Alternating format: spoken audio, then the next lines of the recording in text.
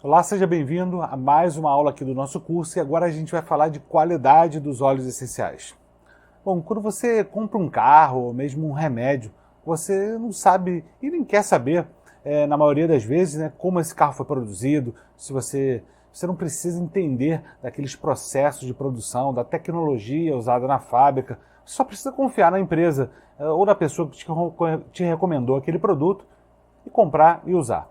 Mas agora você está sendo preparado para ser essa pessoa na aromaterapia, aquela que recomenda os produtos, que recomenda empresas, que precisa entender um pouco mais do processo como um todo para ser capaz de recomendar, né, de identificar produtos de qualidade. E nessa aula nós vamos conhecer como os óleos essenciais de qualidade são produzidos. Um óleo essencial de qualidade ele é produzido através de vários processos que devem acontecer de uma forma certa. Estes processos eles devem respeitar a natureza das plantas para obter delas o óleo essencial com a composição química que a gente deseja. Todo esse processo de fabricação dos óleos essenciais, desde o seu local de origem até ele chegar na sua mão, são importantes para que ele tenha a qualidade que a gente espera. Mesmo que você não vá produzir óleo essencial, e provavelmente você não vai, e muitas vezes você não vai ter também nem acesso a essas informações completas que eu vou te ensinar aqui sobre a origem do óleo que você compra. Entender o processo produtivo e talvez entender por que esses óleos essenciais extremamente baratos provavelmente não têm a qualidade que a gente espera é importante para o seu dia a dia como aromaterapeuta.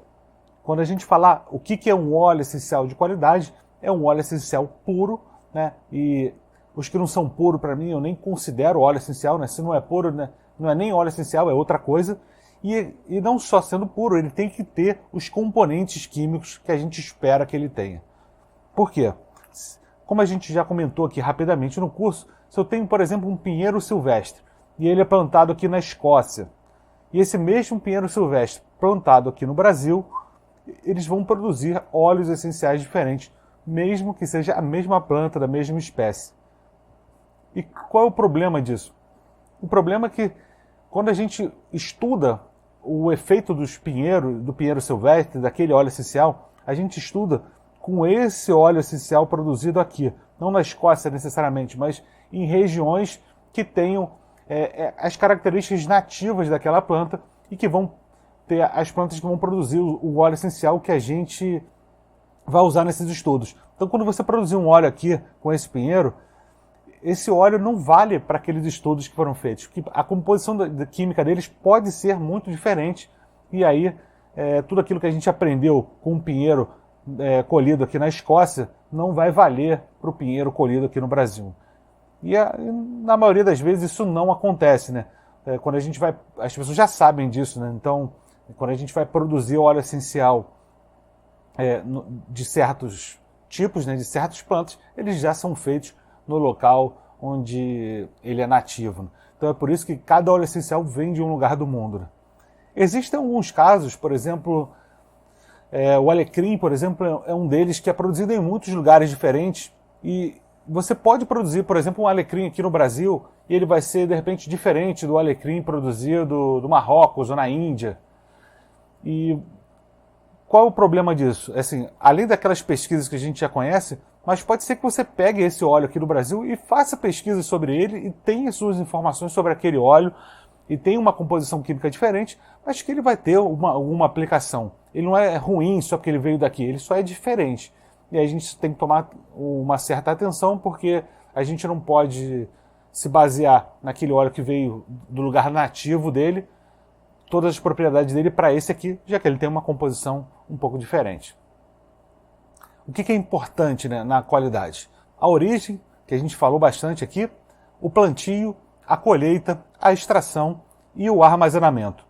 Tudo isso é importante para você ter um óleo que chegue na sua mão, que funcione, né, que seja de qualidade, que tenha aquela composição que a gente queira.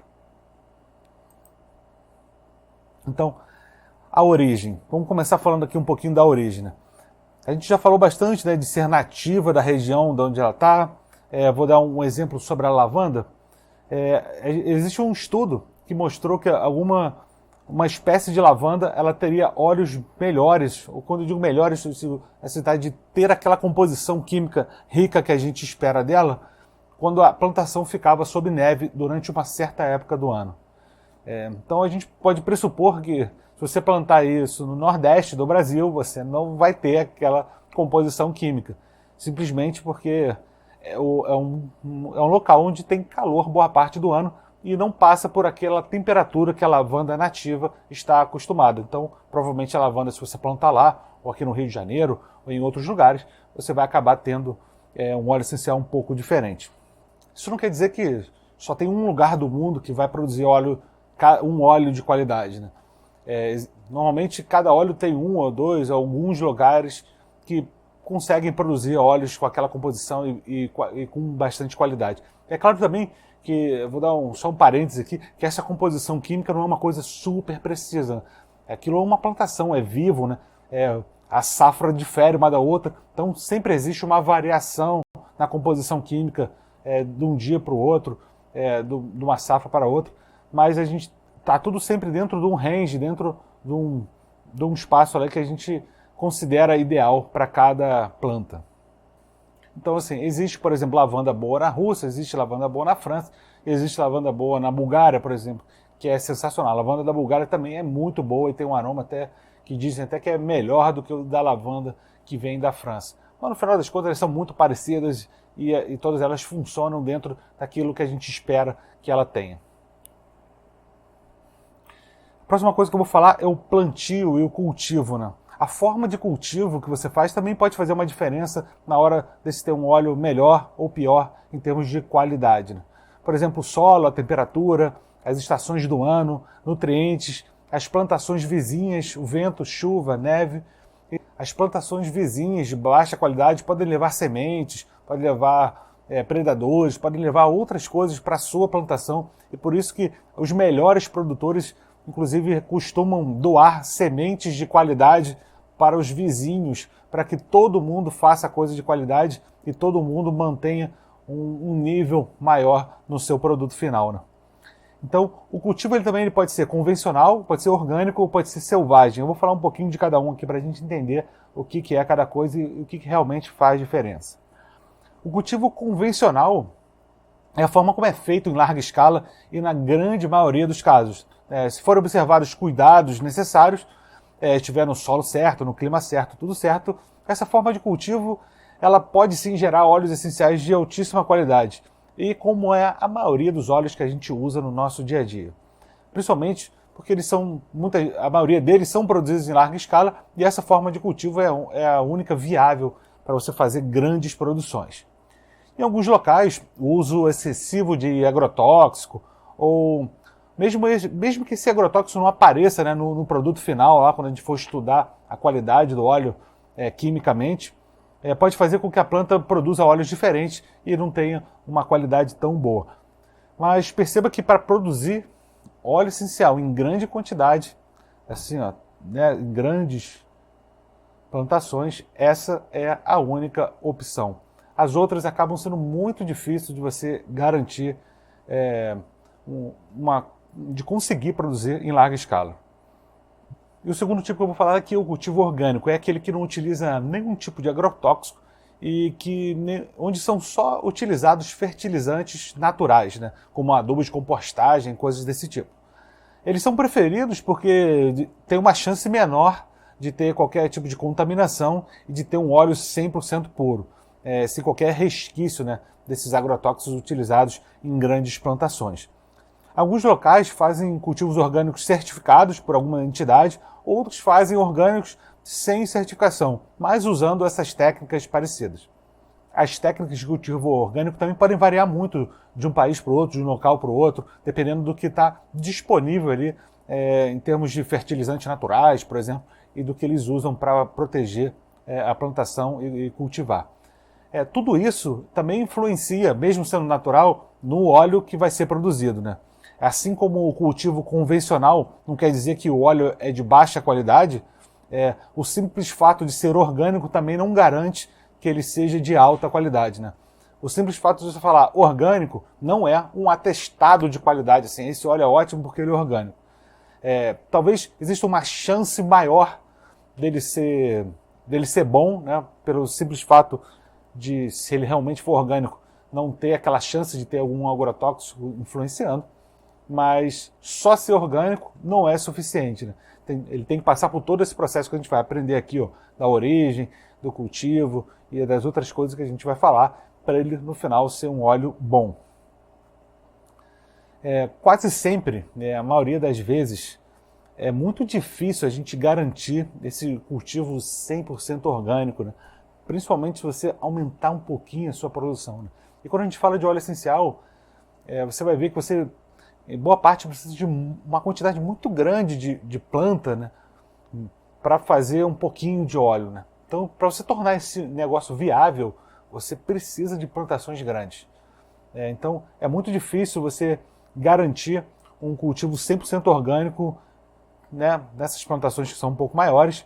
E existem muitos casos de cultivos orgânicos certificados ou não, que não são totalmente orgânicos e que acabam usando isso só como um marketing para te vender um produto mais caro, porque sim, quando você estampar aí orgânico, você está pagando um pouquinho mais por aquele produto. Então, resumindo, o cultivo orgânico pode sim ser uma boa opção, vai ser um pouquinho mais caro, mas realmente dá um pouquinho de chance a mais desse óleo ser de boa qualidade. Mas se você não quiser pagar mais caro, é só você ter um óleo convencional, mas que de uma origem boa, de um produtor que se preocupa com a qualidade, de uma empresa que se preocupa com todo o processo de qualidade, e você consegue também garantir um óleo muito bom. Já o cultivo selvagem, o cultivo selvagem é quando o óleo é extraído de plantas colhidas na sua forma nativa, em locais onde elas nasceram naturalmente na natureza e não em uma plantação organizada. Esses óleos, em geral, são os mais, vamos dizer assim, naturais possíveis, né? Porém, são muito difíceis de encontrar. Normalmente são muito caros, né, por questões óbvias aí da dificuldade de produção em escala, e não é possível se obter de qualquer planta. Não é qualquer planta que a gente consegue achar um local na natureza que tenha uma quantidade suficiente para que a gente possa colher e produzir óleo essencial de uma forma economicamente viável para se transformar num negócio. Então, são poucos óleos que são possíveis de produzir dessa forma selvagem, mas certamente são, diriam, os mais naturais, nativos possível que você consegue encontrar. A gente só tem que tomar uma atenção porque às vezes as pessoas lançam produtos com o nome selvagem, mas não necessariamente tem óleos de colheita selvagem, né? Então, eu falo assim, ó, lavanda selvagem é só o nome do produto e não necessariamente ela foi colhida de um cultivo selvagem. Às vezes sim, às vezes não. Você tem que saber disso antes de comprar o produto, né? Porque da mesma forma que você paga um pouquinho a mais para um óleo orgânico, você vai pagar mais um pocão a mais para o óleo selvagem, né? E isso não quer dizer também que ele é necessariamente muito melhor que os outros, né? Ele, sinceramente, ele tem talvez uma garantia melhor, né? Se toda a outra parte do processo for respeitada, o cultivo selvagem também você tem uma chance maior de ter um óleo puro e de qualidade, mas também não é uma garantia total, dado que não é só o cultivo, não é o único critério, o cultivo não é o único critério que faz um óleo de qualidade, como a gente está aprendendo aqui nessa aula. E o próximo critério que a gente vai falar agora é a colheita. E aí, quando a gente vai falar de colheita, você vai ver que para o cultivo selvagem isso é ainda mais complicado para certos tipos de plantas, né? A gente já falou que a origem é importante, o plantio é importante, e agora a próxima questão vai ser a colheita. A colheita de cada tipo de planta também influencia muito assim, no tipo do óleo que ele será produzido. Não só na época do ano, que algumas plantas precisam ser coletadas, mas também a lua e, em alguns casos, até o horário faz diferença. Alguns óleos eles precisam que a colheita seja feita manualmente, em horário específico, e tudo isso se reflete na qualidade e com certeza também no preço, né? Eu botei até uma rosa aqui, porque é o exemplo que a gente sempre usa para explicar isso, né? Apesar de não é só com a rosa que isso acontece, mas no caso da rosa ele é muito específico, né? O óleo de rosa ele precisa ter a rosa colhida numa época do ano correta, né? Então são poucos meses do ano que você pode colher. Se você colher fora dessa janela, você acaba tendo óleo essencial que não presta, que não funciona, é totalmente diferente do que a gente espera. Então você tem uma janela curta para colher. A colheita tem que ser feita manualmente, não adianta você vir com aquelas máquinas cortando assim que não funciona. Então elas são colhidas manualmente, uma por uma pessoa, e num horário específico. E isso faz diferença, já foi provado quimicamente. A planta ela acaba liberando óleos essenciais quimicamente diferentes se ela sair da terra de manhã ou se ela sair da terra de noite. Então ela talvez mude um pouco do que ela está produzindo na hora, nas suas glândulas ali, para se proteger, para se adaptar ao ambiente, para atrair polinizadores, que a gente já aprendeu, né? E dependendo do horário, o óleo que sai dali sai diferente. Então você tem uma janela no ano curta, uma colheita manual e num horário específico. E tudo isso juntando com a quantidade de pétalas que você precisa para fazer, que são quilos e quilos ou toneladas de pétalas para fazer 1 litrinho de óleo. Imagina quantas rosas você precisa para juntar uma tonelada de rosas, assim, é uma coisa muito grande, de volume, né? Então tudo isso juntando é por isso que faz esse óleo acabando ser bastante caro, né? Mas se ele é produzido, mesmo sendo tão caro e difícil assim, com certeza é porque ele tem o seu valor, né?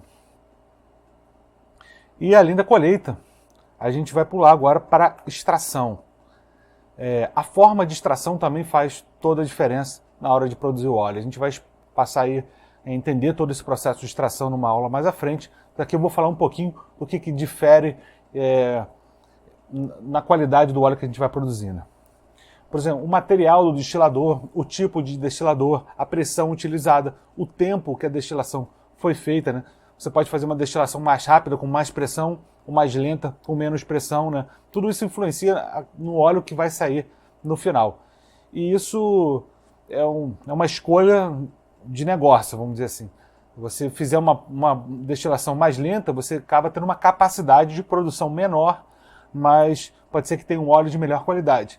E aí cada produtor escolhe o que quer fazer e acaba que hoje tem público para tudo. Mas se a gente quer um óleo de qualidade, ele tem que ter feito isso da forma correta, né? Nem muito lenta, nem muito rápido, e sim na certa para produzir aquele óleo que a gente quer.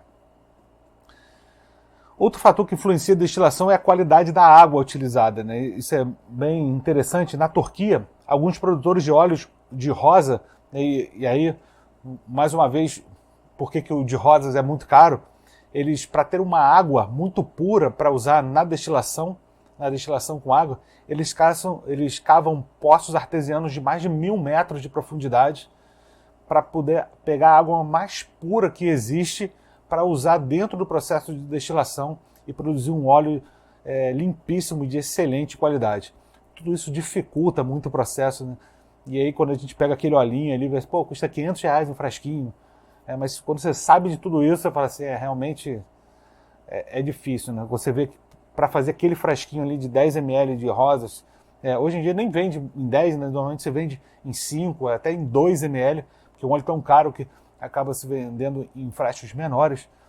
Mas se você conseguisse ver a quantidade de pétalas de rosa que você precisa, daria para encher 1/4 de pétala só para fazer aqueles 2 ml de óleo, e que aquilo foi colhido à mão numa época do ano, com água trazida de profundidades imensas, puríssimas. E se você vê todo esse trabalho que dá, você fala, ele acaba valendo isso sim, e tudo aquilo, os benefícios que ele pode dar também, né?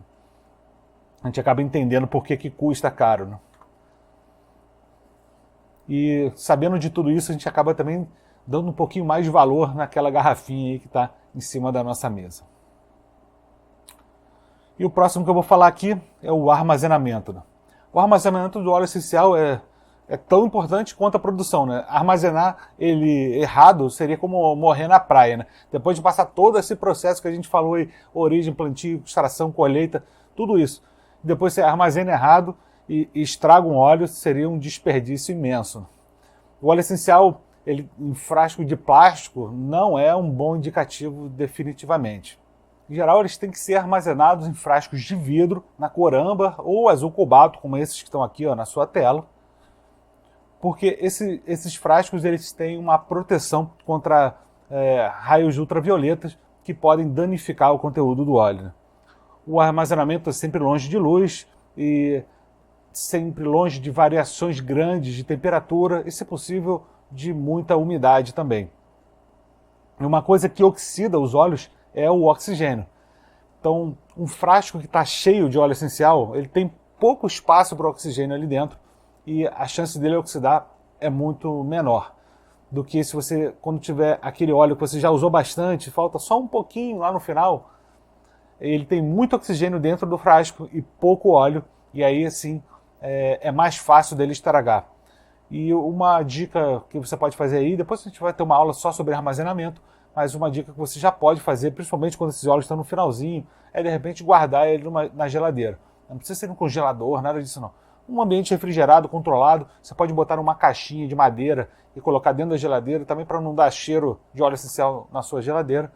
Põe numa caixinha ali dentro e ele vai ficar ali numa temperatura sempre controlada e provavelmente ele vai durar bem mais do que se eu tivesse, principalmente se você mora num lugar quente e úmido, assim como eu moro aqui no Rio de Janeiro. E resumindo tudo que a gente conversou, né, para produzir esse óleo de qualidade, você precisa ter os processos certos, no local certo, o plantio certo, a colheita, uma extração e um armazenamento. É claro que quando você for comprar esse óleo, como eu te falei, você não vai saber tudo isso, mas se você tiver dúvidas, se você não conhece a empresa, se você não sabe de onde essa empresa vem, não tem alguém que te indicou, que você confie, pergunte para ela. Pergunta como é que é o seu processo de qualidade, de onde que os óleos vêm, veja o que eles vão responder. Só por uma resposta dessa pergunta, você já consegue ver se a empresa se preocupa com isso, se ela sabe do que ela está fazendo, se ela sabe que isso tudo aqui é importante. Se você, com algumas perguntas, você consegue ter uma indicação de que se a empresa é ou não é preocupada com tudo isso e preocupada em te vender algo que realmente vai funcionar bem no uso e na aromaterapia, né? Às vezes vale a pena a gente pagar um pouquinho mais do que comprar aqueles óleos de R$20, R$15. É muito improvável que um óleo de R$20, 10 ml, seja qual for o óleo, seja um óleo de qualidade, pelo menos nessa data aqui que a gente está gravando esse material, né? Então, como eu acredito que o preço não vai baixar, e sim só aumentar, isso vai valer por muito tempo. Tá bom? Então, espero que você tenha gostado. Eu acho que tem muita coisa aí. Você já está sabendo muito mais do que você já entrou aqui. Eu tenho certeza que muitos aromaterapeutas assim, que fazem aqueles cursinhos de final de semana já não sabem muita coisa do que você já está aprendendo. A gente tem muita coisa ainda para vir. Esse módulo ainda tem, a gente vai falar mais ainda de várias coisas, de extração, de coisas importantes para você, principalmente se você quer ser profissional disso. E eu espero você na próxima aula, que ainda tem muita coisa boa para vir. Um abraço.